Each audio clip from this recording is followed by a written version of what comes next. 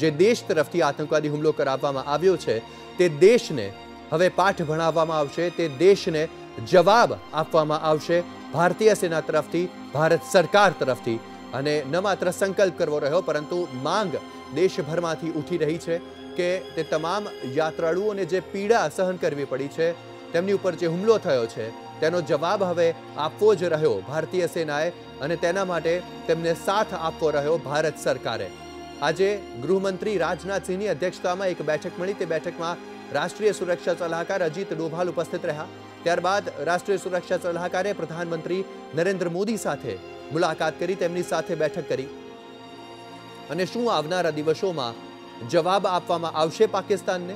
શું આવનારા દિવસોમાં 7 લોકોએ કે જેમણે જીવ ગુમાવ્યા છે કોઈ પણ વાંક વગર તેમના મોતને જવાબ આપવામાં આવશે, તેમના મોતનો જવાબ આપવામાં આવશે આતંકવાદીઓને અને તે દેશને કે જે દેશ આતંકવાદી પ્રવૃત્તિઓને પ્રોત્સાહન આપે છે અને આવનાર દિવસોમાં અવારનવાર તેઓ ભારતીય સેના પર પણ હુમલા કરે છે, સીઝ ફાયરનું ઉલ્લંઘન કરે છે, ભારતમાં આતંકવાદીઓને ઘુસાડવાના પ્રયત્નો કરે છે। શું તે દેશને જવાબ આપવામાં આવશે?